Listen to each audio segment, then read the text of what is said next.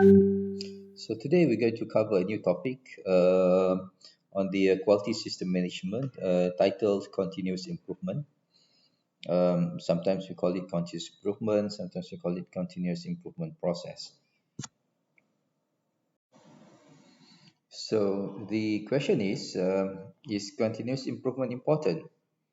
So if you look at this cartoon, so it illustrates the importance of continuous improvement.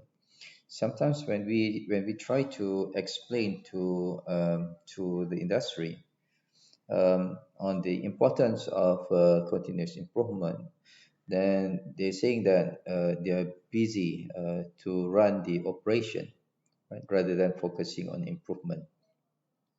But then if that happened to our previous to the early generations of human being, then basically they're going to lose opportunity of using a round tire. They're still maybe using a square tire in the cart to move um, heavy items from one place to another. So there'll be a missed opportunity to reap that benefits of continuous improvement. So the answer is continuous improvement is very, very important in every aspect of the our in our life, be it our personal life or be it the place that we work. So continuous improvement is always a key initiative that we should pursue in our daily life. So, why continuous improvement? So, some of the motivation behind continuous improvement in our daily life is basically one. The first one is a better quality of life. So, for example, back then, we used to use line phone, right? Now, line phone become very scarce, and then after that, we start to use mobile phone. But the mobile phone is basically a very basic mobile phone unit, and then it comes up with a smartphone, and that a phone that you can use for internet searching, uh, camera, so on and so forth. And the phone become better and better, so it improve the quality of your life. So that's one reason why we want continuous improvement to be around us, right? A higher level of self-esteem. All right. So with continuous improvement for betterment of ourselves in terms of education levels and so forth, so that we can achieve higher level of self-esteem. So continuous improvement also not only can be applied to physical items, but also for the intangible items such as self-esteem. Uh, Higher level of personal mastery. So basically, you want to improve yourself in let's say technical areas, so that you improve your competency in some area. For example, if you want to improve yourself in programming, right? So then you can learn multiples kind of programming to improve your personal mastery in programming, right?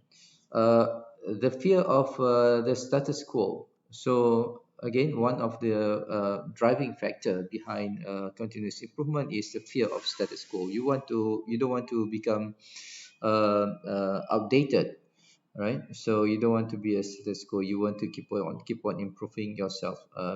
Even organization is as such. No, you don't want to be seen as a stagnant organizations. So you need to improve the organization. So that requires continuous improvement. When we talk about continuous improvement, um, uh, one name that comes to, at least for me, one name that pop up to my mind is Dr. Deming, right? So Dr. Deming is one of the advocate and also catalyst of a continuous improvement. So he was born in 1900, and he passed away in 1993. So at the age of 93 years old. So if you look at some of his background, so he has his background is engineering and also mathematics, right? And he became a professor of statistics in New York University until he passed away, right? But he was very well known, not not as electrical engineers because of mathematics, but he's very well known because of um, um, his effort on process improvement, especially on the quality. And I think his major contributions to the world of quality is when the General MacArthur, actually asked him to go to Japan after World War II to deliver uh, knowledge on statistical control. Um, and basically, the Japanese industry actually adopted his teaching on statistical control, on quality system, so on and so forth, such that back in 1980s, Japanese goods was associated with a high quality product. And basically, the reason being is the applications of the statistical control and also quality tools by Japan, and the Japanese industry actually attributed their success to Deming, to Dr. Deming, among other quality gurus that will touch base after this. Right? And after that, after his success in Japan, then he worked with Ford Motor Company, and he was also credited for making Ford the most profitable U.S. Auto manufacturer by 1986. So this is a response to the success in the automotive industry, especially Toyota in Japan in the 1980s. So in one of his book, Deming actually listed 14 points for management. We call it Deming's philosophy, 14 philosophies. So basically, the fifth point in his list of philosophy, it says that uh, constantly and forever improve the system of productions and services. So this is his message to management of organizations. He said that you have to constantly and forever improve the system of productions and services. So this is very much aligned with continuous improvement. So what it says is continuously improve quality, productivity, and reduce cost. So basically, if you continuously improve the quality of your product and productivity of your product, basically it's going to reduce your cost. And by reducing cost, then basically you're going to increase your profit. That's what his point.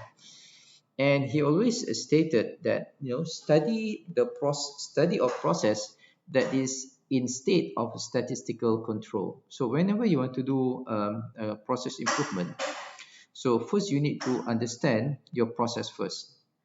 where your process are. Where's the quality of your process? Where's the yield of your process? What is your productivity number? But he says that, study the process that in the state of statistical control.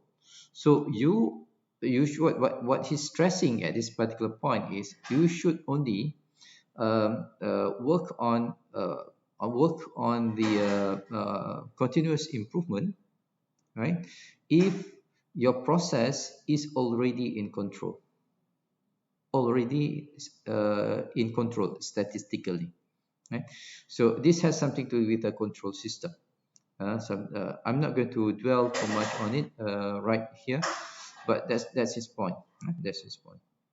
So if the process is not within control, you have to make sure that the process is in control first before you work on continuous improvement. Um, Everyone and every department must devote themselves to constant improvement. So what he says that the continuous improvement is not limited to a single person, a single department, to engineers only, right? Everyone in that department, be it you are a manager, you are a supervisor, you are engineers, technicians, even operator. Everyone in that particular organizations must devote themselves to constant improvement. And his third bullet is emphasizing on the management role. Says that management must lead the way. So if the continuous improvement initiative in organization does not receive management support, then it will fail. So the management must be fully supporting this initiative. And the fourth point, he stressed about focusing on the improvement and not merely firefighting. So again, when you run operation, right, most often than not, you try to fix the issue that you face in the line.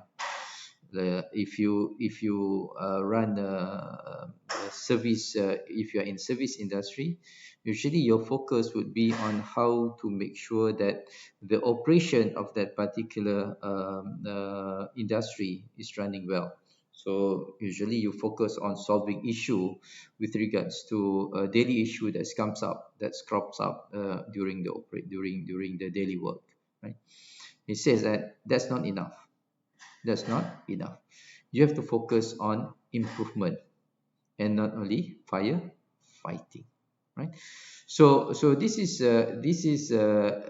Deming philosophy that's actually very much related and supporting the continuous improvement effort. So let's go through the formal definition of continuous process improvement. So continuous process improvement is designed to utilize resources of the organization to achieve quality-driven culture. So continuous process improvement is designed to do what? To utilize the resources. So what it inferred is utilizing the resources, because resources is limited. In any organization, resources, be it money, human capitals, equipment, so on and so forth, they are limited. So what this continuous process improvement basically is efficiently utilize the resources of the organization to do what? To achieve quality driven culture. So means that the continuous improvement will always relate to the quality driven culture, right?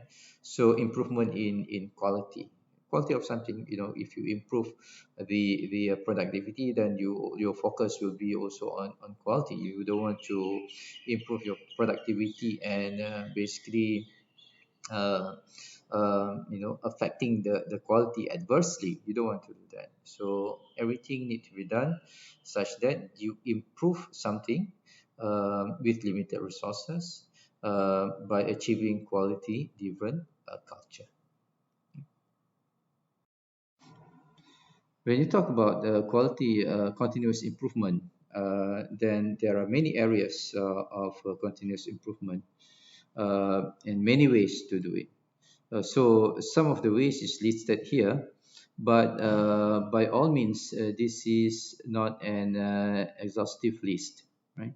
So you can make a process safer, and that can be considered as continuous improvement. So if you make a process safer, for example, if you have a process that during in that particular process incurred, let's say for example injury for the workers, and then you do improvement on the equipment such that you minimize the possibility of that injury to happen again, then basically you make a process safer. That's part of the continuous improvement.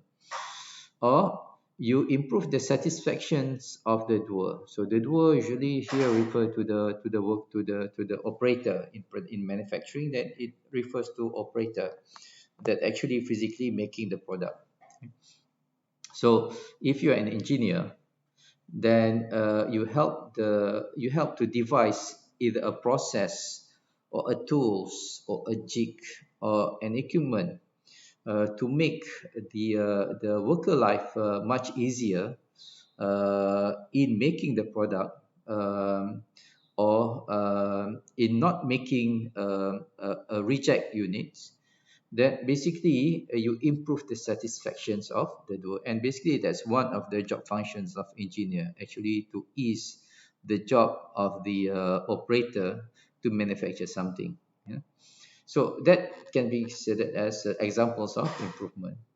Reduce error. So basically again, if let's say for example, if a particular operations manufacturing line, for example, um, um, um, uh, make a lot of rejects, right? Make a lot of bad units, and you work on the process parameter, you optimize it such that you reduce the reject units. That consider improvement. So this is under the reduce of error, reductions of error. Or reduce resources. So they say you improve the productivity of a line by implementing new SOP, or by designing a new automation system. So that's considered reduce of resources, reduce of resources, and basically you can look at it as increase in productivity.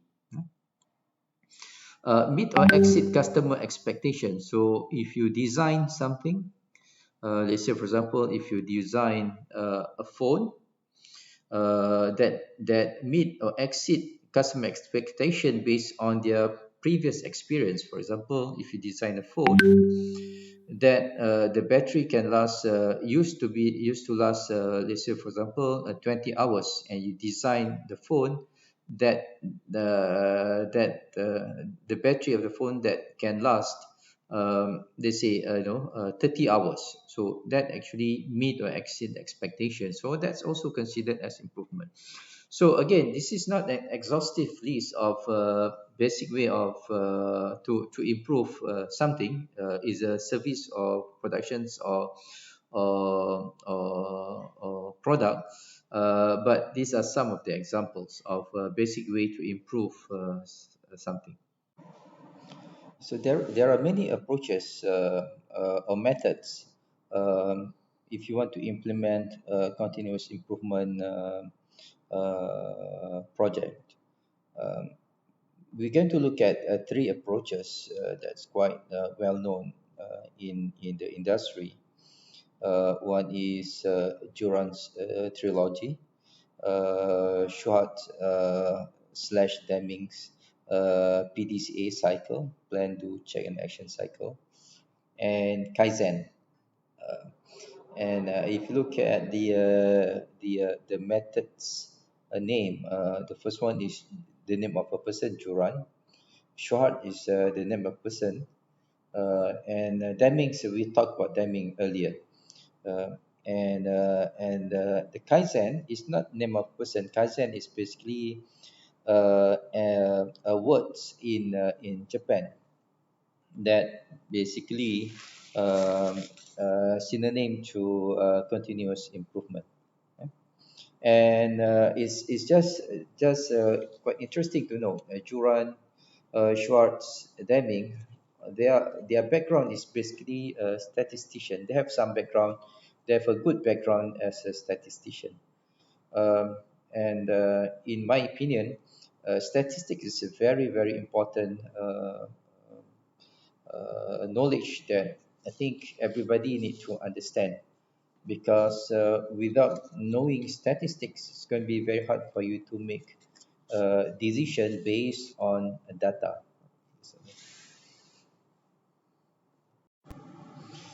So the first approach in continuous improvement that we're going to cover is Juran's trilogy. But before we go there, let's get to know Juran a bit more. So Juran is born in 1904 in Romania. So he's not initially he's not a U.S. citizen, but then he passed away in 2008 in the United States.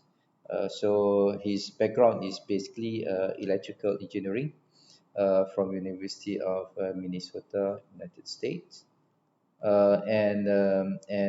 His first job is at Bell Lab. So Deming um, uh, and Schwartz, for that matter, actually work also in Bell Labs.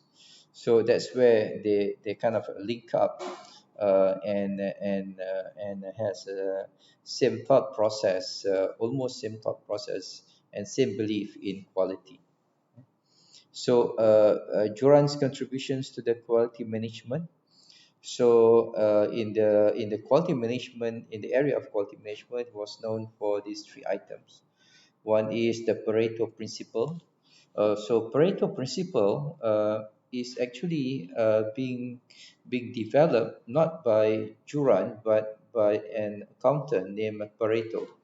But Juran is the one that actually applied that principle from financial in from apply that principle, that financial principle, to the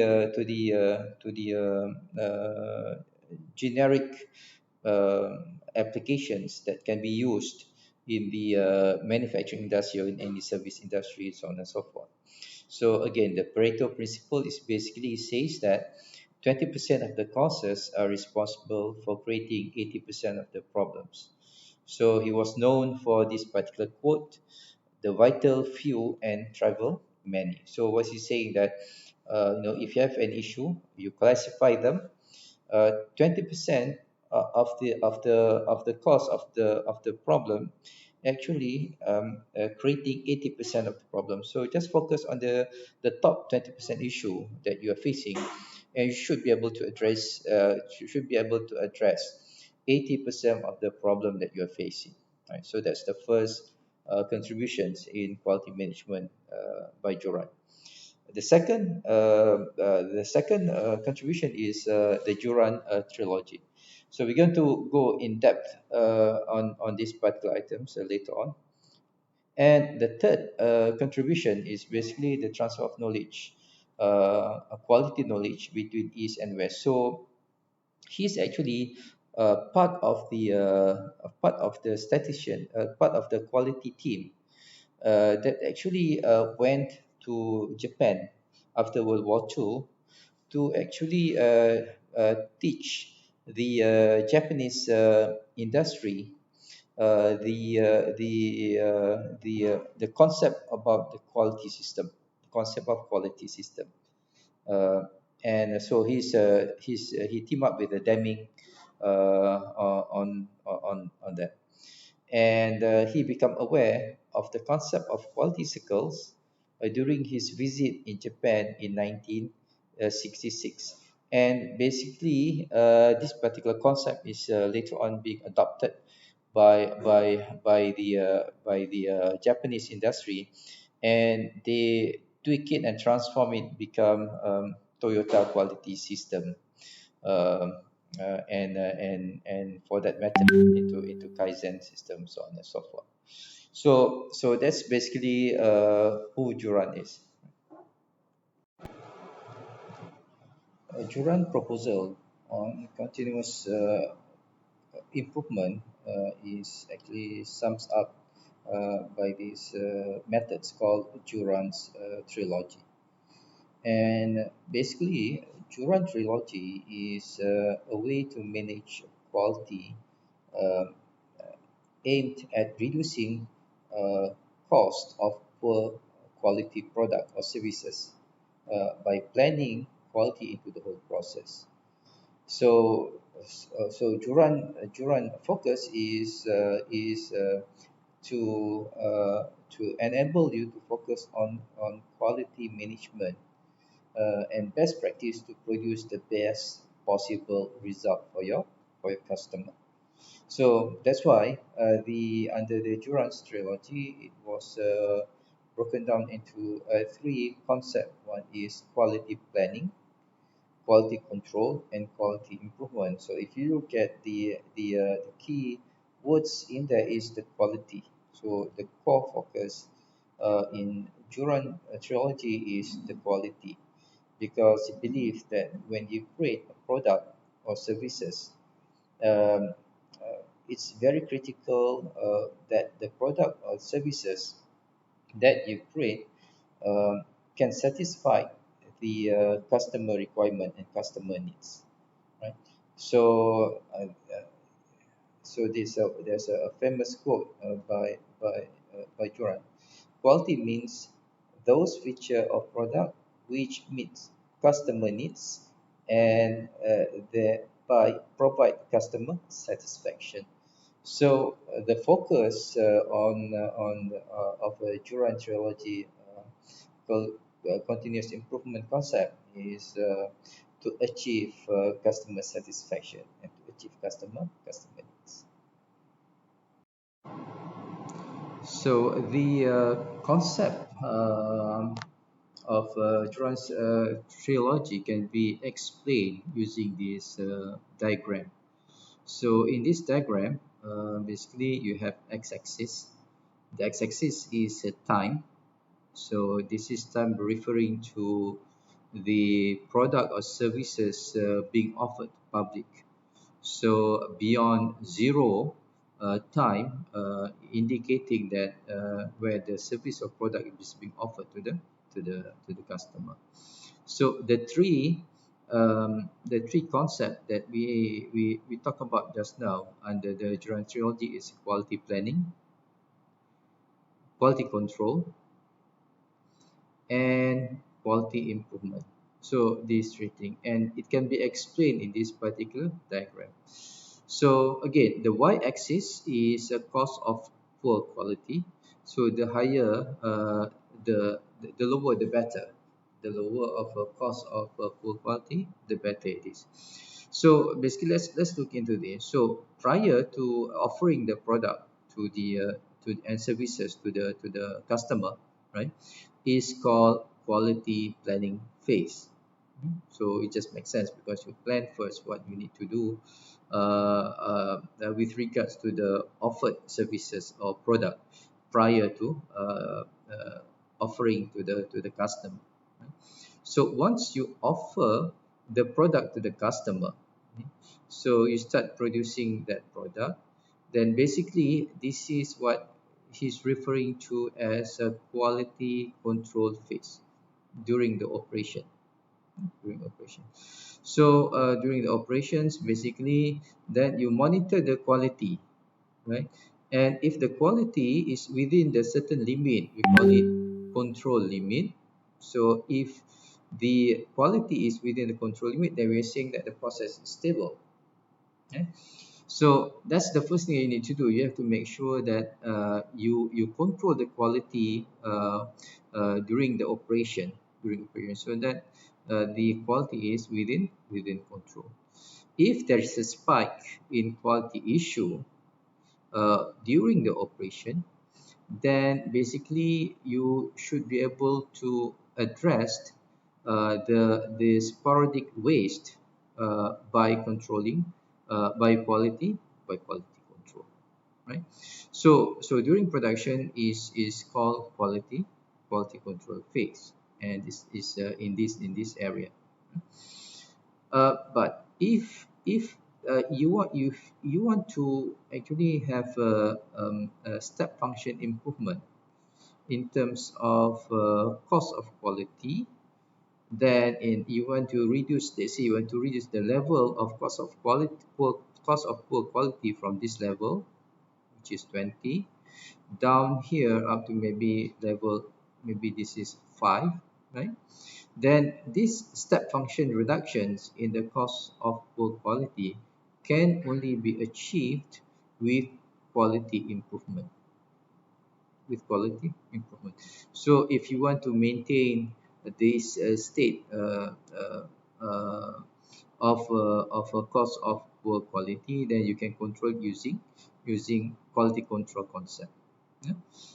However, if you want to make a step function reduction in the cost of poor quality, then you need to do a quality improvement. That's why it says chronic waste requires improvement process. So if you want, if there's a chronic waste here, right, consistently there is this level of waste. If you want to reduce that level of waste, then you cannot address it using just by using quality control, but you need to do improvement process, and we call it quality improvement. So once you implement the quality improvement, then basically you're going to reduce the cost of poor quality at certain level here.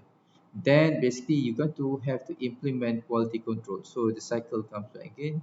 You have to control the quality at this particular level, huh, to make sure that the process is in control at this level, at the lower level. Um, and once you do a quality improvement, next lesson learned, and you go back to planning state. So these are the proposed improvement, continuous improvement methods approach by Juran.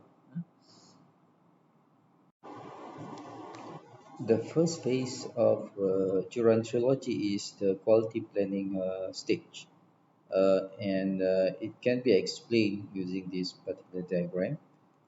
So basically, during planning stage, you have these um, action items that need to be done.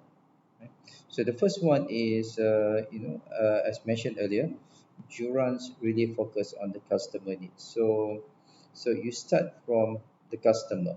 So you have to determine who your customer are. So if you are in the automotive business, then you have to understand your product is for which segmentation. Is it for entry level car, or is it for the luxury car? So you have to understand who's your customer for that particular product. Once you know that, then basically you have to seek information from the customer, what's their needs. So you have to do survey, maybe a focus group, information seeking, um, and to identify your customer's need, right? And this must be from their own viewpoint and words. So once you know what your needs is, then you have to translate that into product feature that will satisfy your customer needs. So you need to develop products with features that respond to your customer needs. And usually, for this particular activity, you're going to use a multifunctional team approach, meaning that you have your team members is not only from designer group, but your team members from marketing, from engineering, from finance, so on and so forth. Every single functional groups in the organizations usually need to be represented in that particular group. This is basically one of the topic that we are going to cover, or we have covered already, is called quality by design. So it talks about that. And during this particular process, you can also use tools. Example to use is QFD, quality functional deployment, and this will also be covered, or has already been covered in our class QFD. Right? So once you know what's your customer need, then you design your product to meet your customer needs. And based on that, then basically you're going to have a product feature goal, which is a product specification. Right? So once you know the feature that need to exist in that particular product, then basically you need to know how to make that product. So you need to develop systems and processes that allow organizations to produce these features, right? These features. Not only produce these features, but also control these features, right? So you're not focusing only on developing the system or process, but also to produce this feature, but also to control them. So that's where it comes here, in here, where you have a process feature. You have to know how to make the feature that you want to be available in that particular product. And you come up with process feature goals. This is basically the process specification, process spec, right? So for example, in making the body of the car, you might use stamping tools. So what are the process specification for the stamping tools? Maybe you have to control the tonnage of the stamping, the temperature of the stamping, so on and so forth. So that would be your process feature goals, right? You cannot stop there. You also have to establish the process control for those process features. For example, in stamping tools, you're talking about the critical parameter that you have to control is, let's say, temperature. You need to define the process control feature for that particular temperature, right? So in these two steps, basically, usually is by multifunctional team. You have to develop this by multifunctional team, not only engineering, maybe engineering, production, materials, so on and so forth. Establish process capability and process control. You have to establish process capability and also process control. And this is where you start to scale up from R&D to HVM, high volume manufacturing.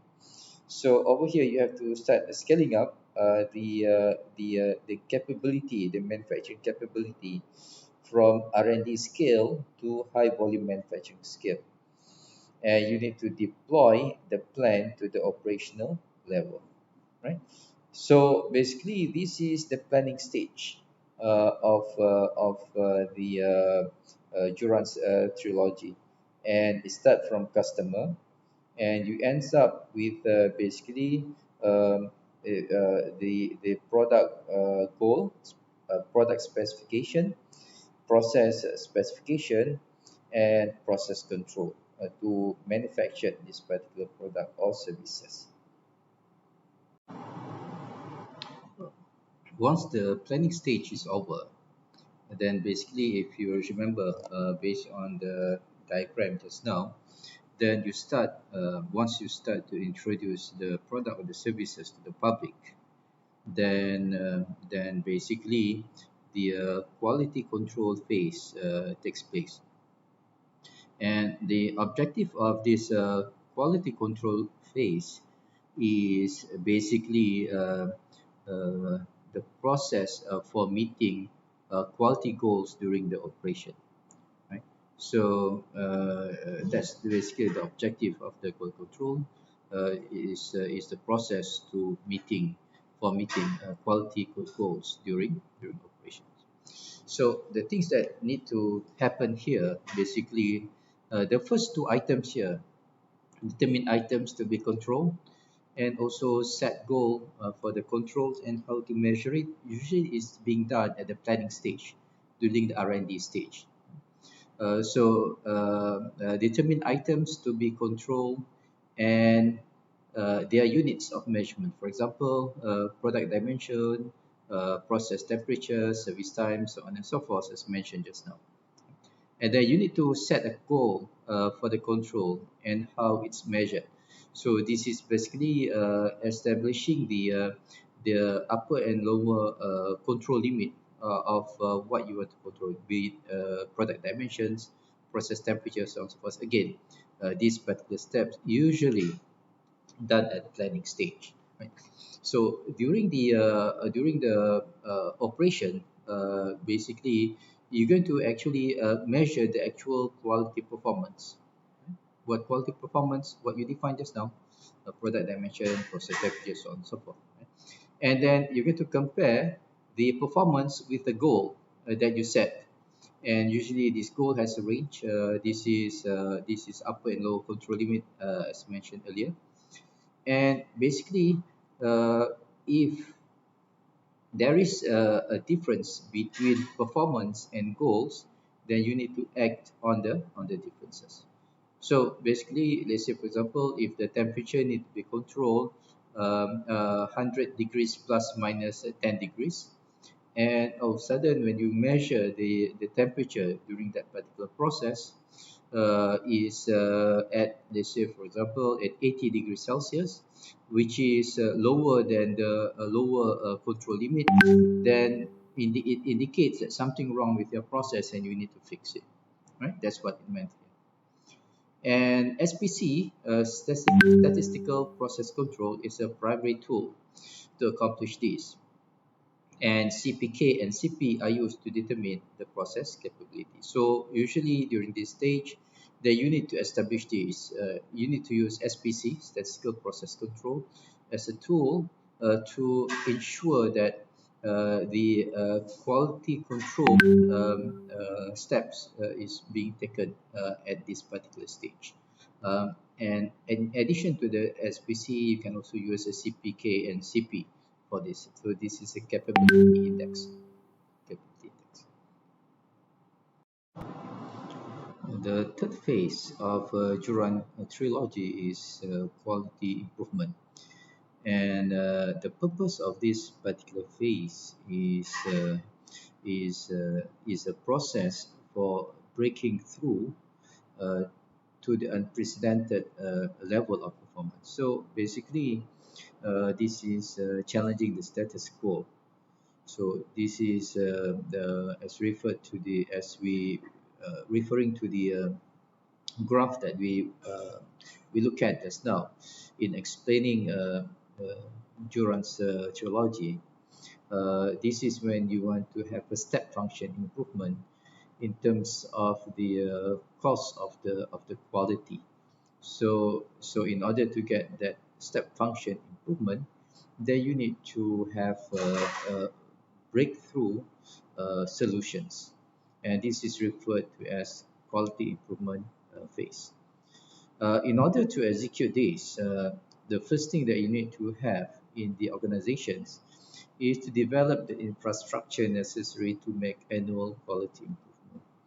So this is talking about proper structure in the organizations to from and this in this structure must be led by senior management of the organizations. And usually this is called quality council. Basically, the quality council will oversee the quality continuous improvement efforts happening throughout the organizations. This infrastructure is necessary because this is reflecting the management support towards the continuous quality improvement efforts implemented throughout the organizations. Uh, Once you have that infrastructure, and with that comes the management support, then you need to identify specific area in needs of improvement and implement improvement project. So the improvement project must be very specific, identified with regards to the area that need improvement, and this is based on your data. Based on the data, for example, if you have defect in your production area, then basically you can use a Pareto chart to actually look at the top 20% of the defect, and then focus on the area that producing that defect, to be the area that need for improvement. Uh, then once that's done, then you need to establish a team, project team, with a responsibility for completing each of the improvement projects. So there must be a team that's working on it, and the team can consist of uh, depending on that particular project, it must be members coming from that particular area, supported by other members if necessary. For example, if this is manufacturing, automotive manufacturing, and you want to reduce defect, for example, quality defect in the painting area, then basically part of the team members, project team, can be the supervisor or the even the operator in that from that particular area, supported by engineers, so on and so forth. And next is basically providing the uh, the uh, providing the team, provide the team with what they need to be able to diagnose problem, to determine the root cause, develop situations, and establish control that will maintain gains made. So basically, you need to provide resources to the team so that they can diagnose what's the problem, and determine the root cause, and then develop the solutions and also the control to the solutions, so that the solutions can be maintained. The improvement can be both incremental or breakthrough. So it can be incremental solutions improvement. It can be a breakthrough improvement. It doesn't matter. But that need to be decided at early stage, uh, where you actually deciding the area and also the improvement project and the goal to be achieved by that particular project. Right? So this is basically the quality improvement phase of the Juran's trilogy. So basically, this complete the loops of the planning stage, the quality control stage, and also the quality improvement stage. Once quality improvement stage is implemented, again you need to control that particular process. So the second continuous improvement approach that we're going to talk about in this class is PDCA, a plan, do, check, and action cycle. And this particular tech approach, or continuous improvement approach or techniques, is first introduced by Schwartz, by Dr. Schwartz, and is known as Schwartz cycle, and then it's being modified by Deming, and Deming changed it to PDCA cycle, plan, do, check, and action cycle. So we have talked about Deming before, so let's get to know Dr. Schwartz a bit. So Dr. Schwartz, born in 1891 and passed away in 1967, so it's quite a long time ago. and he received his degree, doctoral degree in physics from University of California, Berkeley in 1917. And in 1918, he joined the inspection engineering department in the Western Electric Company in Illinois, United States. So this Western Engineering Electric Corporations manufactured phone hardware for Bell Telephone Corporation. And during his tenure in Western Electric, he actually mentored Juran and Deming. So this is where the linkage and the connection and the I think the uh,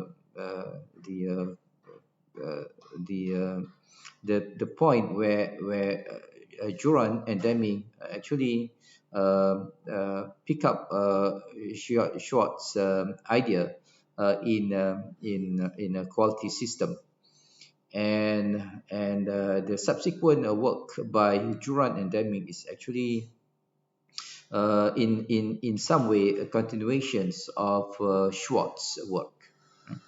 So the Schwartz cycle has three phases only. Specification of the product. So you come up with a specification of the product. You run the productions. You inspect, and based on inspections, then you might want to improve the product by changing the specification again.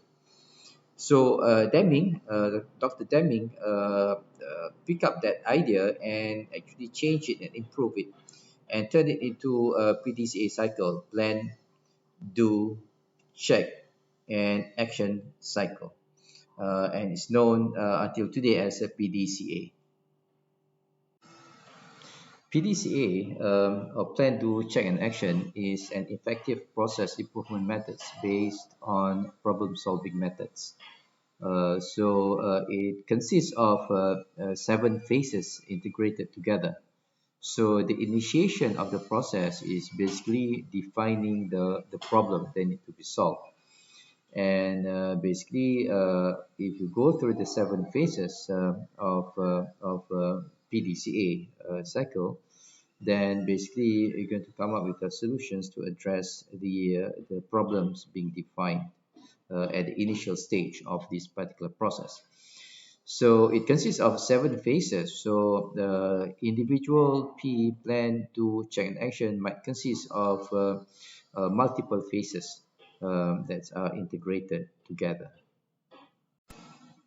So as mentioned earlier, the PDCA cycle consists of 7 phases, and individual phases might have more than individual part of the cycle might have more than one phases. For example, plan will have 3 phases. One phase for do, check will have 1 phases, and the act will have 2 phases. So let's look at the plan. So during the planning phases, during the planning stage of the circle of the PDCA cycle, then you identify the opportunity. The phase one is identify the opportunity. So this is where you come up with identify the problem that need to be solved. And the second phase is analyze the process. So once you identify the problem, or the opportunity, then you analyze the process related to that particular problem. Right? And then phase three, you develop the optimal solutions to the problem. So that's all in phase one. Identify the opportunity or the problem, analyze the process where the problem or the opportunity exists, and then develop the optimal solutions to tackle or to solve the problem. So that's the phase. So that's the first step in the PDCA cycle plan. In the do step of the cycle is called implementation. So this is where you implement the solution. right? So you once you develop the optimal solutions, you implement it. That's where you do it, and then subsequently you checked, right? So that's phase five. You check the results, and checking the results basically checking based on data. So all the results need to be able to be quantified, and so result must be quantifiable, and decision will be based on data to see whether the developed solutions actually solve the problem or not, right? And subsequent to that, once you got the data, you look at it, see whether it's actually fixed the issue. If you need to adjust it, you adjust it. Then with that solutions, basically you're going to standardize it. So when you do the implementation, the do, you might not implement it throughout the organizations.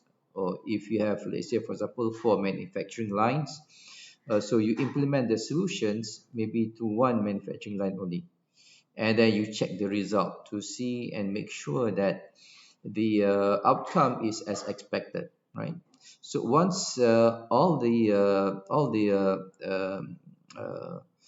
data looks okay, meaning that the proposed solutions actually solve the problem, then basically you're going to standardize it. You proliferate it. So just now I mentioned you do the implementation on one line only, right? So once you check and everything is okay, then you proliferate and standardize the solutions to all 3 lines, right? And then you work on a plan for the future. You identify again possible area for improvement, right? So that's basically the PDCA cycle: plan, do, check, and action, and it consists of 7 phases. The identifications of the opportunity or the problem, you analyze the process, come up with the optimal solutions, and then basically you implement the optimal solutions, and then you check the result, make sure that the optimal solutions actually solve the problem. Once it's confirmed, then you can standardize the solutions and proliferate it, and then you plan for the future. So the first phase of the PDA cycle is called identifications of the opportunity phase. So this is where you actually identify the problem. And to identify the problem, you can use various tools available. And some of the tools is Pareto analysis. So Pareto analysis is basically tools where you can actually use to identify the top 20% of the issue. Uh, what's the top 20% of the issue? And if you solve the issue, then most likely you're going to solve 80% of the problem. So that's Pareto analysis. Or you can do data collections in the field. So it's called field study. So if you want to get feedback from the customer, for example, on the performance of your product, then you can do a field study, such as interview, surveys, so on and so forth, to get feedback and identify the problem of your product that need to be addressed. Or you can talk to your customer, so your direct customer, to get some feedback on which area would be required for improvement based on their opinion. Or you can ask your employee if you want to, for example, fix issue with regards to the working conditions of the organizations. Then you can do that. So basically, once you identify the problem, and by this moment, you should be able to have some sort of like ranking in terms of which problem is the high risk area, which one is important, so on and so forth. And based on those data, then you usually is you present it to a quality council in the organizations to be prioritized, because if you identify 10 problems, you won't be able to have time and resources to solve 10 problems. So what happened is a quality council will actually prioritize which problem that need to be addressed. So quality council is usually is a quality is a council in the organizations consists of senior management position, and so those people that can make decisions, that can approve the use of resources, so on and so forth. And this quality council is very important in order for continuous improvement effort to be running smoothly in organizations. So they will be the one that going to prioritize, which problem to be looked at and worked on. So once you get approval from the quality council, then you form a team. So you need a team to address whatever problem that has been identified and prioritized. So usually the team will come from various departments, various functional group in the organizations, from engineering, from HR, from statistician, from quality assurance, quality control group, so on and so forth. Once you have a team, you need to define the scope. So scoping of the problem of the project that you need to address is very important. And failure in problem solving frequently due to poor problem definition. So in scoping the problem, then you need to be quite objective and quite definitive in terms of what kind of problem that need to be solved. So it must be very specific, right? And when you define the scope, to make sure that the problem is specific enough, it must have a current state and desired state, meaning that it must have something that you can measure currently, and what's your goal is with regards to that particular measurement. So for example, if the problem is with regards to number of percentage of defect, then you must know what is the current state of defect, meaning that for a particular specific defect, then the percentage is maybe 10%, right? The current state. And your desire is to reduce that defect to, let's say, 5%. So that what it meant by must have a current state and desired state. And you must have a team charter, and the team charter basically define the authority of that particular team. So what's the authority level within which that the team can make decisions? So that need to be defined very clearly. The objective of the team, the scope, the members, etc. And one of the important etc. is basically timeline. You must have some timeline for this project to be completed. Right? So this is the first phase, planning phase, which is a P, planning phase, planning part of the cycle. Then the phase one is identify the opportunity or identify the problem that need to be solved. So once you identify the problem or the opportunity, phase two in the plan cycle is analyze the current process. So once you identify the specific problem that need to be addressed, then basically you need to understand the process and the performance.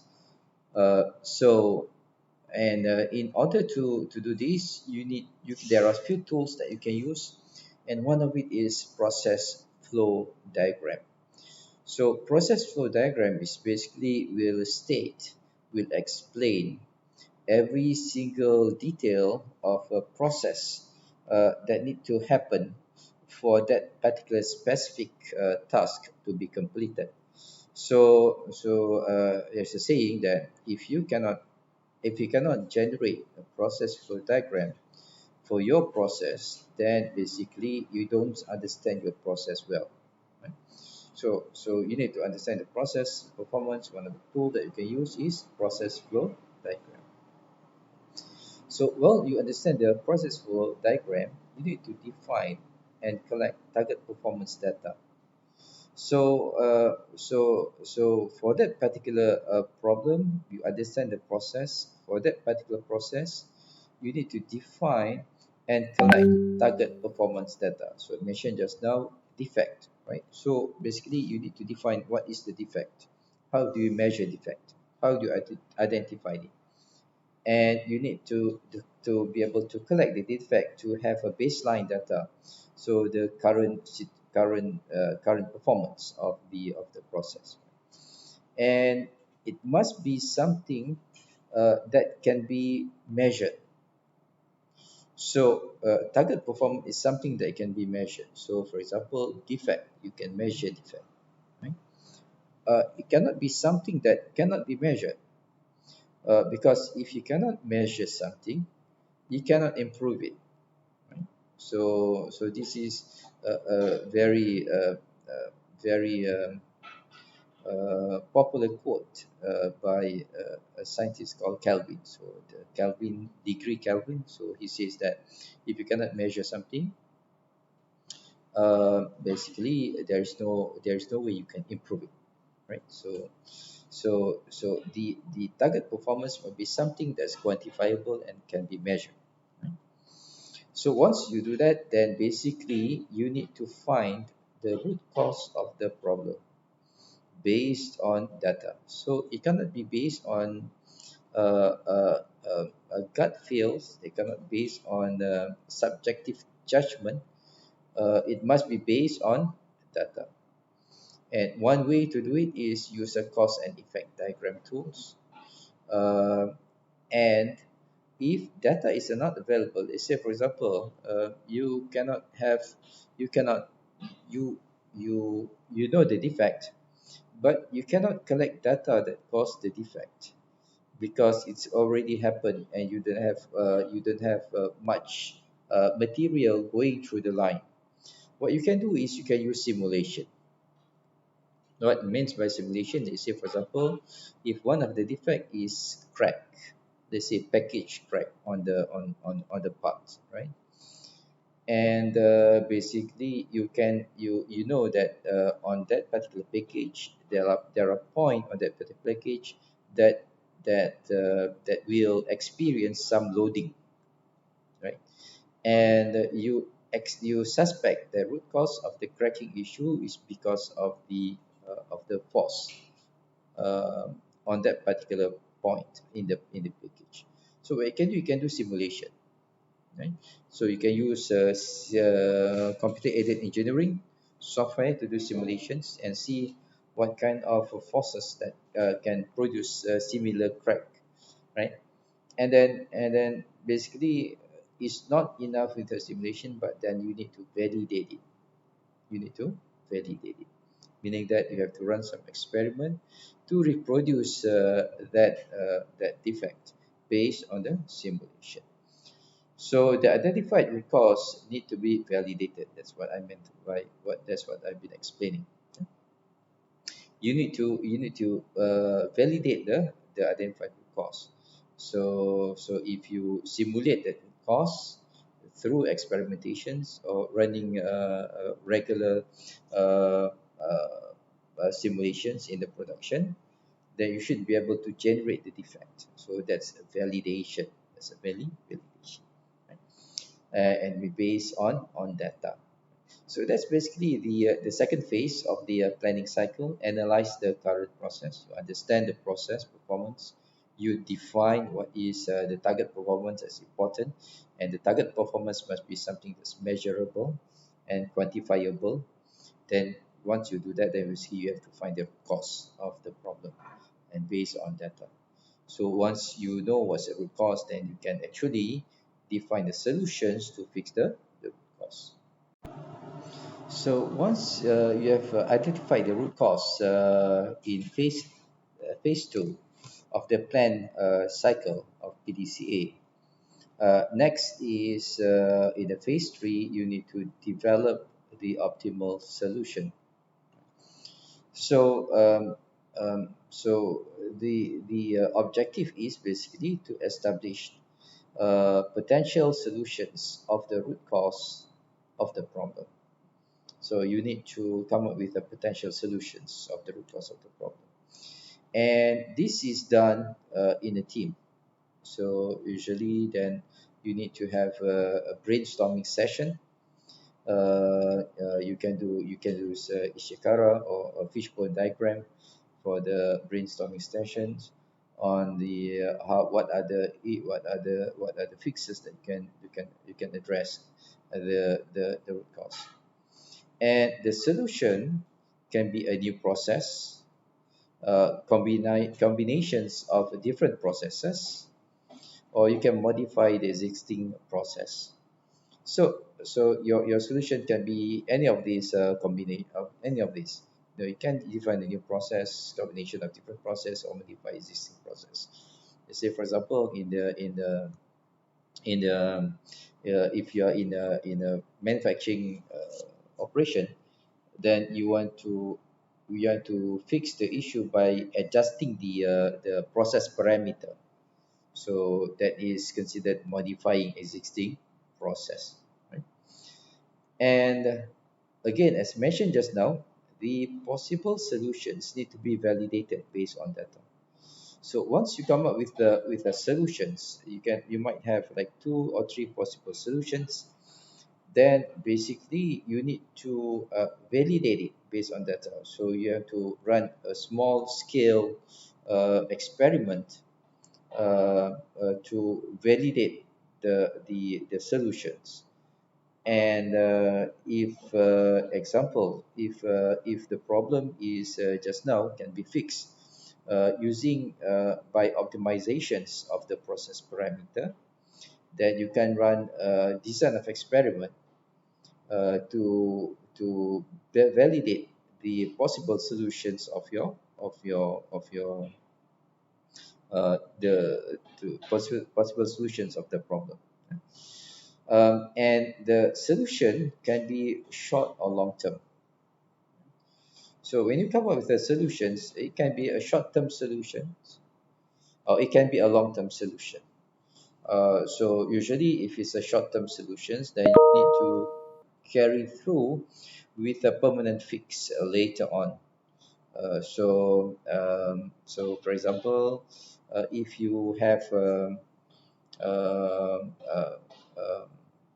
product that towards the end of its life cycle, and you want to fix the issue for that particular product, then you can come up with a short-term solution.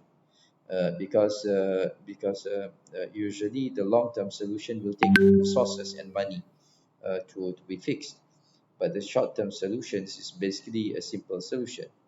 So for a product that's going to end in a near future, then you don't want to spend too much money on it, so you can come up with a short-term solution to fix the issue. So just now we have covered the three phases in the planning cycle, and the fourth phase, which is the do cycle, is implement the changes. So if you remember just now, the third phase is to come up with possible solutions to address the root cause. So phase four is basically implementing the changes, the proposed solutions. So once the best solution has been selected, then basically before you implement it, then you need to do a few things. One is usually you need to get approval, and approval will be usually coming from the quality council. Remember, the quality council we talked about just now is basically consists of the senior management. Um, or if your solutions has something will involve the supplier, then you need to get approval from the supplier, so on and so forth, right? So first thing you need to get approval from the respective parties that will be affected by the solutions that you proposed. Second is drafting the implementation plan. So you need to draft the implementation plan, and basically by drafting the implementation plan, you must know why the action is taken, how you're going to do it. So basically, how is it going to be done? Is it going to involve equipment changes? Is going to be involve process changes? And when to implement it. So when you want to implement it, when you want to do it, from what period to what period, how many lots, so on and so forth, and who's going to carry out the implementation. So it must be very specific. So if you need the operator to get involved for these particular implementations, then you need to make sure that you identify them and you get permission from manufacturing department, so on and so forth. And where? Where are you going to implement it? Is it going to be on the first line, first production line, second production line, third production line, or what? Right? So you need to be able to draft the implementation plan, and in it, it should be very clear why, how, when, who, and where is going to get involved with these solution implementation. And then once you're done with that, then basically you implement the process improvement. And when you implement the process improvement, you have to make sure that you have identified the data that you need to collect, right? Because remember, after you implement it, you do it, and you check it. So checking whether that particular corrective action or solutions will address the root cause of the problem, will need data. So in order to verify that you need data, so you need to come up with a data collection scheme. What data you want to collect to make sure that the solutions is addressing the root cause issue.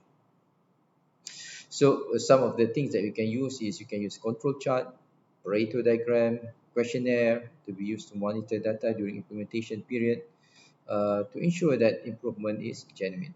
So basically, you need to make sure that you define what data that you need to collect and in what form. So and how you're going to analyze the data to make sure that you verify that the solutions will address the problem that you defined earlier. So that's basically the phase four, where you do the implementing, where you implement the changes. So the phase five is in the check cycle. So where you check the results. So we have come up with the solutions. In phase five is phase three. In phase four, we implement it. Phase five is checking the result. So during this particular phase, basically you're going to monitor and evaluate the results. So remember, in phase four just now, you have to make sure that you define what data need to be collected and how to analyze it. So phase five is checking the result. Team should meet periodically to assess the effectiveness of the improvement process, if fine tune is needed, and if unforeseen problem due to the changes arise.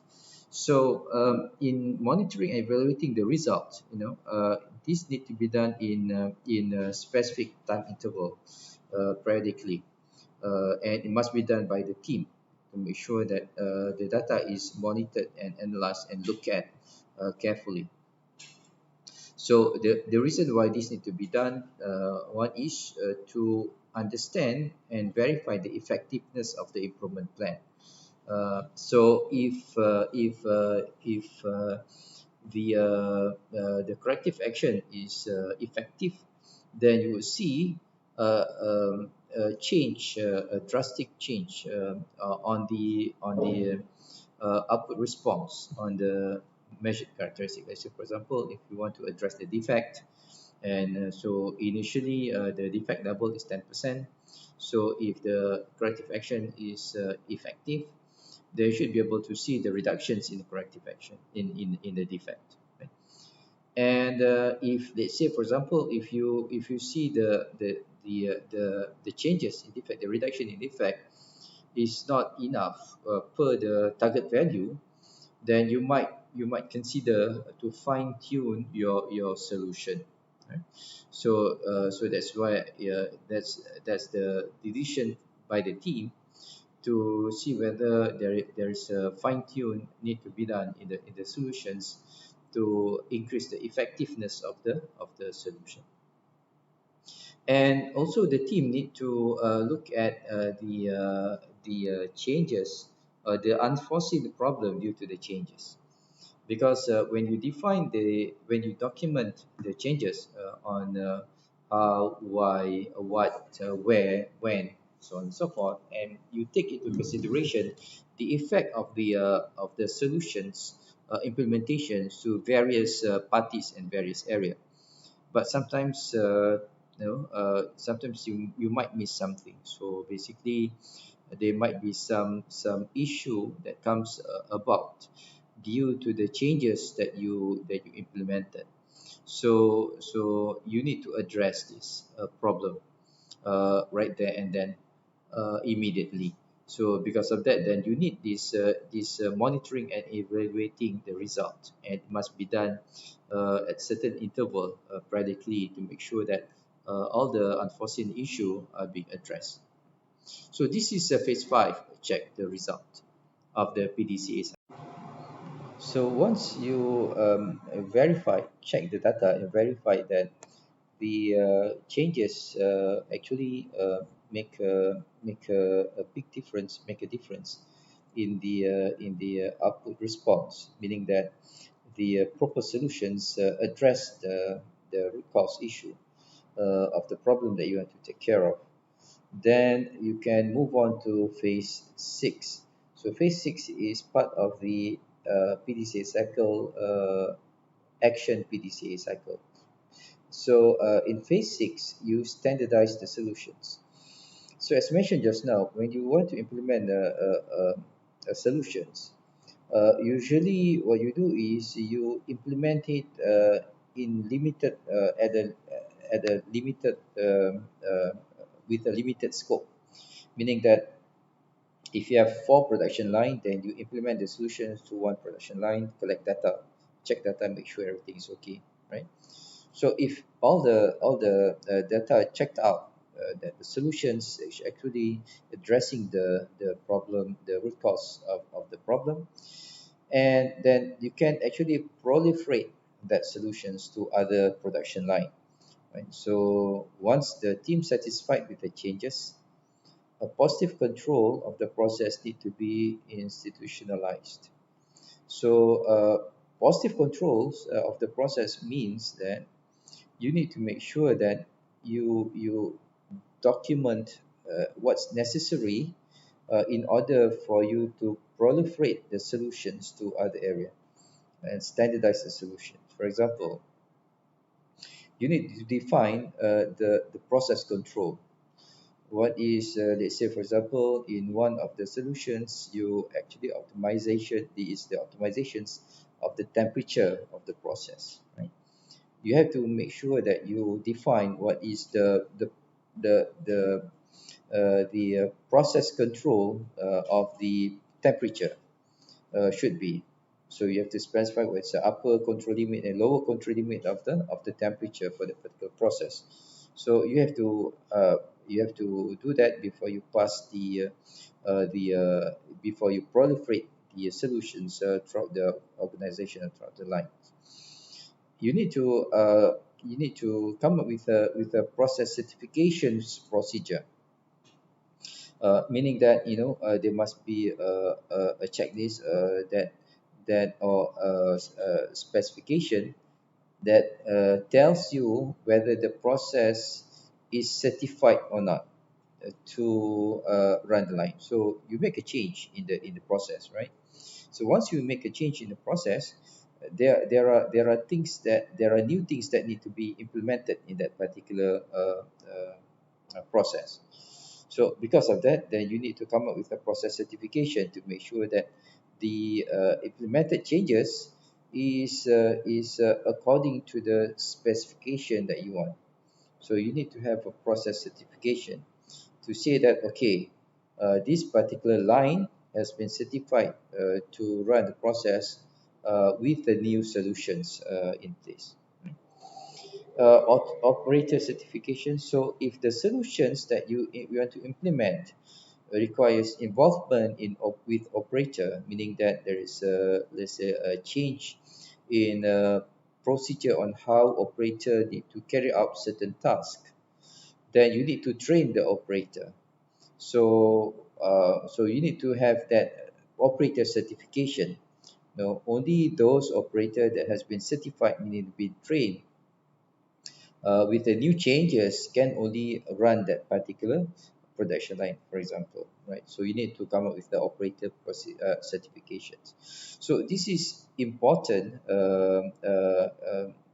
This is a very important step to make sure that the change process is being done in systematic manner. So you need to institutionalize the process that need to be proliferated for the organizations.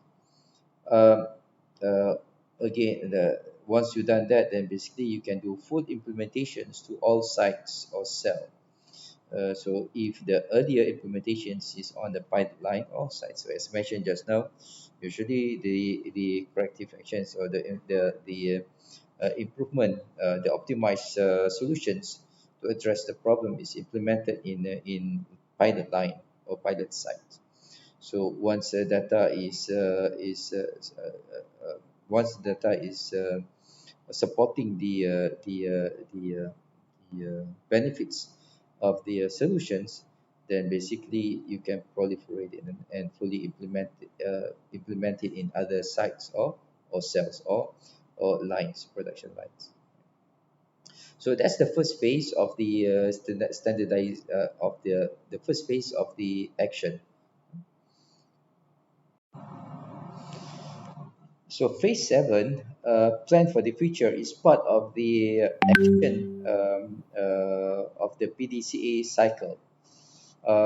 So basically, what it says is, even though you have completed the continuous improvement plan um, prior to this, and regardless how successful the initial improvement is, you cannot stop there.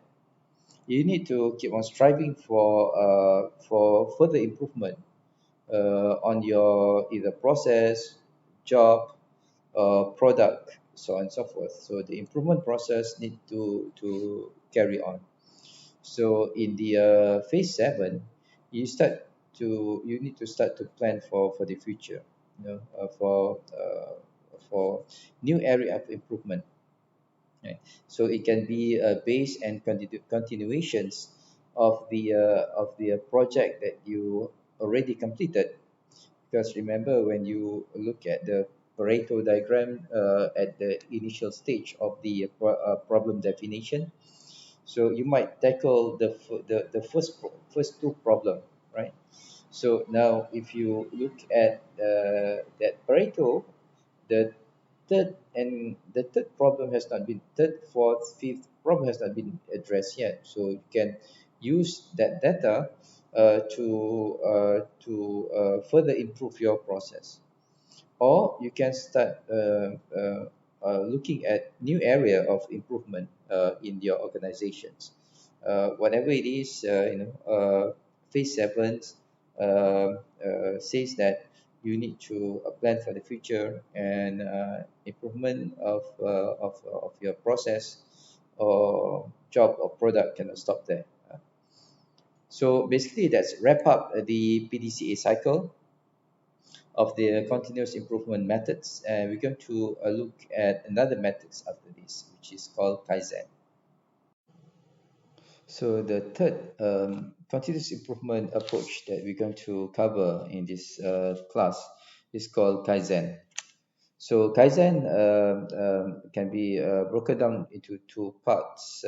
Kai meaning change, and Zen meaning good or better. So the combinations of the word means that continuous improvement. And in Kaizen, One of the focus area of continuous improvement is on waste elimination. Waste elimination. So Kaizen, as mentioned just now, meaning that change for the better or continuous improvement. And this particular concept started after World War II in Toyota, when Toyota first implemented a quality circle in its production process. And this effort actually influenced by American quality management teachers, as mentioned earlier, Deming and Juran. So if you remember Deming and Juran, we talked about them just now. So they also influenced the Kaizen initiatives in Japan. Um, the quality circle that mentioned in the Toyota production system is a group of workers performing same or similar work who met regularly to identify, analyze, and solve work-related problem. So the culture in Toyota production system basically there'll be a quality circle where a group of workers that's performing same work will meet regularly and address work-related problem. And most of the problem that they're addressing is uh, is uh, is uh, uh, incremental problem solutions. So it's not a breakthrough, meaning that they focus on small problem at their particular workstation. Um, the term Kaizen actually become famous around the world through the work of Masaki Imai. So Masaki Imai is the one that actually popularized Kaizen throughout the world. He still is still alive now, and he's the organizational theorist and management consultant. And in 1985, he founded the Kaizen Institute Consulting Group to help Western company introduce the concept, system, and tool of Kaizen. So is if you read about the quality system, quality management system, basically is first introduced by Americans, mainly by American statistician who actually brought the concept over to Japan.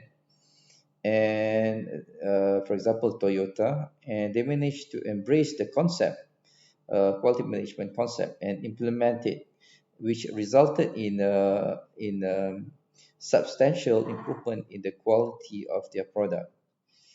So once the Western companies saw the improvement that realized by the Japanese organizations back in 80s, they started to pay attention to the quality concept, quality management concept that being adopted by Japanese organizations, and they start to learn from Japanese. But the initial concept of quality management is actually coming from the statisticians from America, from America. So you can see the linkage between Schwartz, Deming, Juran, Ishikawa, and now we talk about Masaki Imai.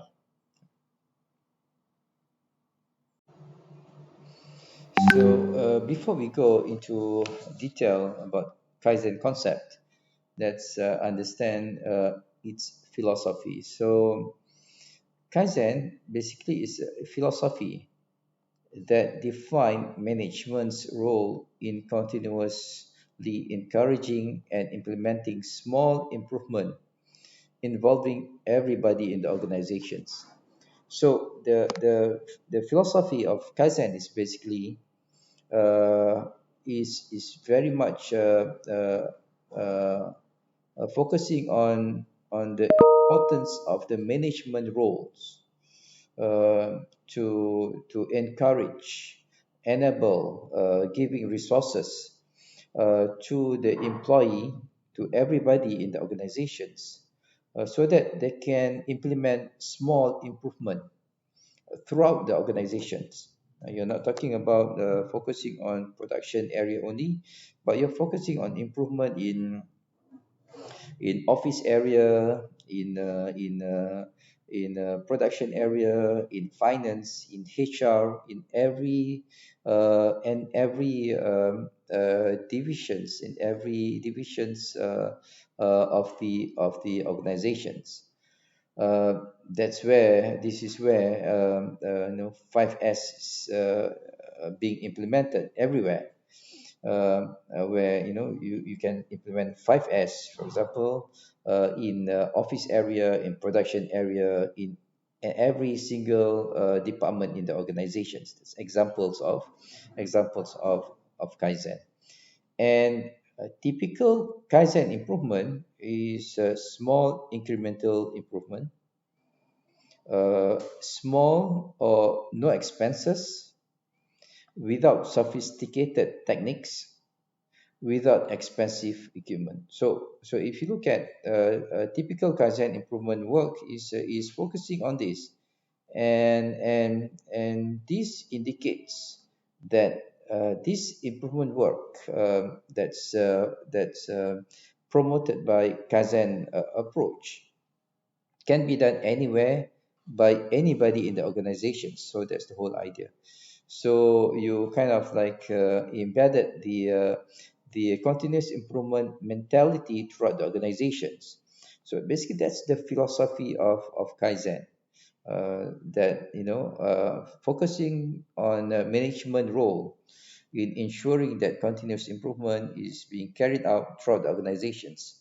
So if that can be done, then basically you can see the organization keep on improving its operation in every aspect of the operation, rather than focusing on, let's say, for example, engineering only or production only. So one of the Kaizen focus area is reductions or eliminations of non-value added activity.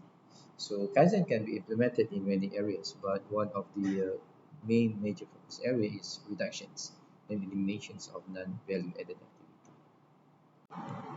So to illustrate the concept of reductions of non-value added activity, let's look at this example. So if you are in a activity of making pizza, business of making pizza, then basically to make pizza, you're going to need a dough, sauce, toppings, right? And toppings dropped on the floor, because when you make pizza, sometimes you drop toppings to the floor, and that would be part of the cost, right, to make pizza. So if you drop, let's say, for example, cheese, or onions, or what else topping, pizza topping, mushroom, so on and so forth, right? So that will be included as part of the cost of making pizza. So labor cost for delivery, driver. So basically, if you want to deliver the product, the pizza to your customer, then basically there's cost involved in it. Or labor cost of delivering a driver to stop at girlfriend's house on the way. So sometimes when you deliver pizza, your the delivery driver might stop somewhere else before delivering the pizza to your customer, right? That will incur cost also, right? So the question is, what are your customer willing to pay for? Hmm? What are your customer willing to pay for? So your customer don't want to pay for the topping drop on the floor, and for sure your customer don't want to pay the cost of the driver that stopped at his girlfriend's house on the way of delivering the pizza. So what the customer is willing for is value added activity. And the added activity is example, the topping drop on the floor because they didn't add value to the pizza. So that's considered non-value added activities. So hope that it's clear to us now what non-value added activity means. So the added activity can be considered as waste. So in Japanese language, waste is also called muda. Is called muda, and we can classify waste under seven classifications. So work that does not add value and is not necessary, we can call it waste. And we can categorize it to one is overproduction. So if you make more than what is supposed to be, it's considered overproduction, so it's a waste. Waiting. So when the product is not moving, waiting for, let's say, waiting for materials, waiting for equipment, that's a waste. Transportation. So if you have to move the product uh, unnecessarily, then basically it's a waste, and we call it waste of transportation. Uh, Over processing is also a waste. So if you have to process a product beyond what's required, that is called over processing waste. If you have inventory, be it raw materials inventory or finished good inventory, that's considered waste. And the sixth classification of waste is operator movement or motion. So operator motion or movements is considered waste, and you want to optimize it, you want to limit it. And of course, the last type of waste is called is defect. So the first type of waste is overproduction. And overproduction is basically if you make more of something than the customer requested. So that's considered overproduction. So example, if you running mission for 16 hours, when only 10 hours are required to meet the customer requirement, customer demands, then it's a waste. Or if you make 2 days worth of product when only 1 day worth is required, that is a waste. So if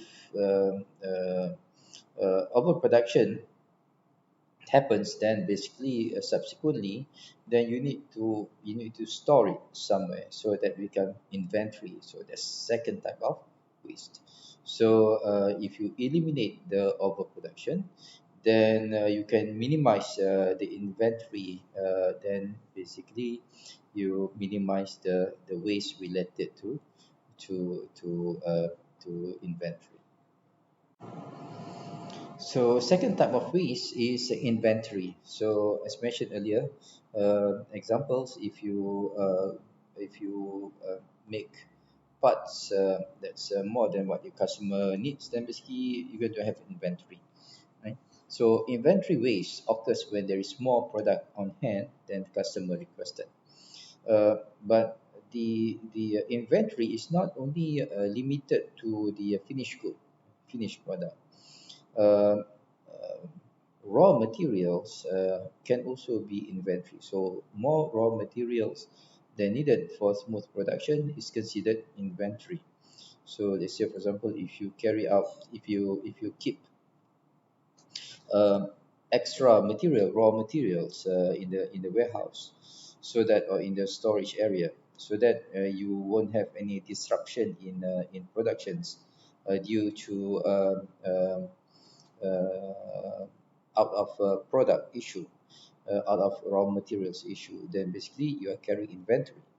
So if you carry inventory, then basically that's basically a waste, because inventory requires space to be kept inventory actually tied your money in form of goods services, and you can use that money for other things. Uh, Another type of inventory is called work in process. So if you have, let's say, for example, a production line, and the product has to go through three equipments in the production line. So if the materials within that production line before it's being finished is called work in progress or work in process. So work in process is one type of inventory, and you can actually address this issue by implementing JIT, just in time. Just in time concept is basically a concept whereby the materials is being supplied to you as when you need it. Right? So you don't have to keep inventory for the particular materials. Example, so if you are in the car assembly industry, right? So one of the materials that you might need is tire, right?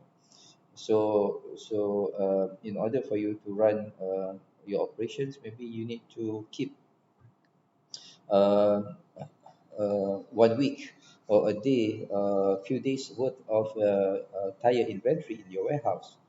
Right. So if you implement GIT, then you work out your schedule with your supplier such that the supplier will send the tire to the assembly line, not to the warehouse, to the assembly line in timely manner, maybe every 2 hours or maybe every 4 hours. So every 4 hours, the supplier will stack the tire at the assembly area itself.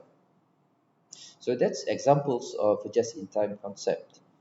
So if you apply this particular concept, then basically you're going to be able to reduce quite substantial amount of inventory from in your operation.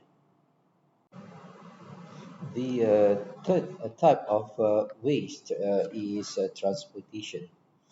So transportation waste is moving the product more than is necessary. So if you move the product more than is necessary, that is considered waste, and it need to be eliminated or reduced. Examples: if you have three storage location for the same materials, then this can be considered as excessive transportation, where you have to move the materials from the storage to the production area, or moving raw materials to an off-site warehouse. So maybe what you have run out of room in your factory, right? So you have to rent a warehouse outside from your factory and store the raw materials there. So because of that, you need that additional transportation from the warehouse to your factory when you want to use the raw materials. So that considered as a transportation waste. So you want to reduce as much as possible the movement of your materials from one location to the next location. So the fourth type of waste is waiting. huh? So anytime value cannot be added because of delay is defined as waste of waiting. So, for example, if you have a product that's waiting for material because you are running out of materials or waiting for material to be transported to the assembly area, so that's considered waste. Or if the material is staged next to the machine to be processed by the machine but cannot be done as such because the machines broke down waiting to be fixed, so that's considered waste. Or if you have unbalanced assembly sequence, that's also considered waste. So the unbalanced assembly sequence is can be described as this. Let's say, for example, if you have a product and the product has to go through three different machines And the capacity for each machine one is maybe 10 units per hour, machine two is 5 minutes per hour, machine three is 10 units per hour. Then basically, once the product went through the machine one with 10 units per hour capacity, it will have a longer waiting time to be processed in machine 2, because machine 2 is only machine two's capacity is only 5 units per hour. So machine 2 is the bottleneck, and this causes unbalance in the assembly sequence. And due to this imbalance, and you're going to have a lot of material waiting to be processed at machine number 2. So this is considered as waste. The fifth type of waste is motion. And motion refers to any extra movement of the operator when they are performing their work sequence. Excessive or repetitive motions also increases ergonomic issue. So just now when we talk about movement, we talk about transportation. So transportation relates to materials or goods. So that's considered the waste under the transportation category. But the extra movement by the operator is also considered waste, and that's considered waste under the motion category. Example, if let's say a workers need to walk 10 feet to retrieve a part of the tool, so the motion of walking for 10 feet to retrieve part or tools to accomplish whatever he's supposed to do is considered waste. And if we implement Kaizen, then we need to reduce the walking distance, or eliminate the, the, the necessity for the worker to walk to retrieve parts or tools. Another example is twisting around to grab parts in the back of the workstation. So even additional motions that does not involve walking, such as twisting around or extension of hand to grab something, is considered motion, and it is considered waste under the motion category. So once a shoot analyzed the motions needed and necessary for the operators to accomplish his or her task, and try to reduce the motions requirement by moving parts around, rearranging the workstation, so on and so forth. So basically, that's the fifth type of waste, which is motion. The sixth type of waste is overprocessing.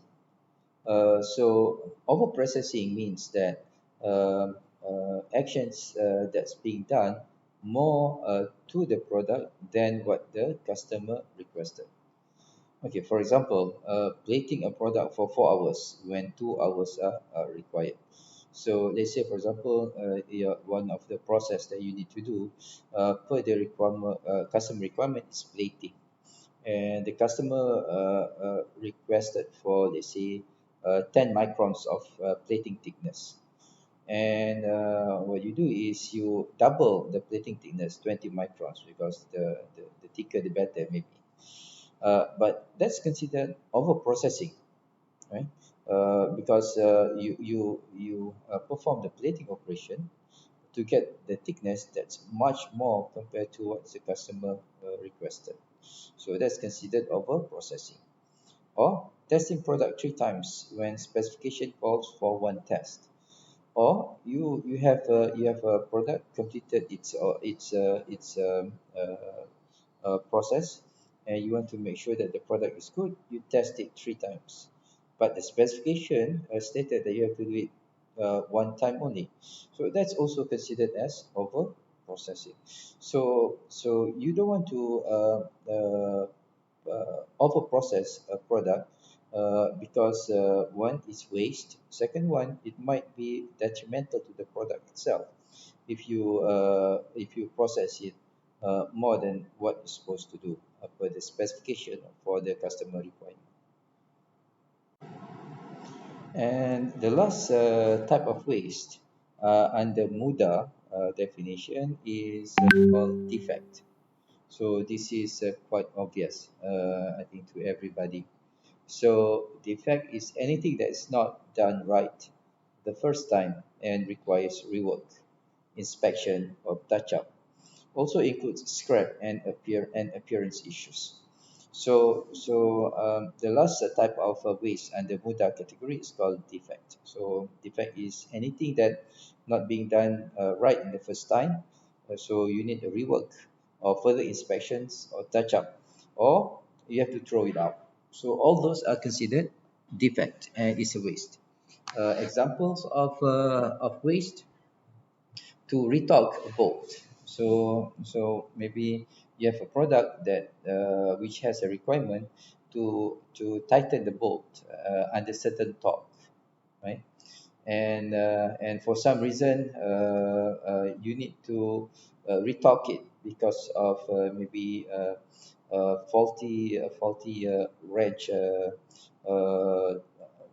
wrench or whatever, right? So the retorque of a bolt is considered rework. So basically, that is waste.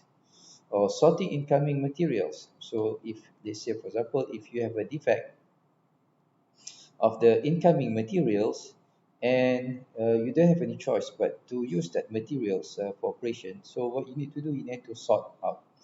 Maybe out of the 100 incoming materials, maybe 10% is defect. So you need to sort it. So the sorting of the incoming materials due to defects is also a waste. Checking key dimension. So again, this is uh, the additional inspections that need to be done because you have a possible defect produced in your manufacturing line. For example, if you have manufacturing line, usually the QC quality control will do random checking, maybe take 3 parts per hour to check if everything within specification. Then basically the product is considered okay, and you release it to be a finished good stock. But if let's say, for example, one of the three product that the quality inspector check in line fail, then you need to inspect the key dimension for every single product. So that's considered waste, and waste due to defect. Or trimming a thread or flash from a component. So again, if let's say, for example, the you are in a operation where let's say this is maybe casting operation. So in the casting operation, uh, if the mold die is not closed properly, so during molding, then you have flash, which is excess materials on the side of the product at the parting line. So that's called flash. So that's considered defect because you need to rework it, you need to trim it, to remove it before you can ship it. So basically, these are the examples of defect related waste that will consume either rework or re-inspection or additional process, or you have to scrap it. So all these are considered waste under the 7 types of waste. So basically that's what we're going to cover under Kaizen, where Kaizen is a continuous improvement concept, actually introduced initially by Toyota Production System by the implementations of the quality circle. And basically, the Kaizen concept focus on small project and which required minimal resources and mainly focus on on waste reduction in non-value added activity, which is waste. And we have looked at seven muda category, seven waste category, and basically with the end of this particular topic, it ends the chapter on continuous improvement, where we have looked at three specific continuous improvement methods that can be adopted. One is Juran trilogy. Second one is PDCA, which introduced by Schwartz and refined by Deming. And third one is the Kaizen concept. So that's the end of this chapter on continuous improvement.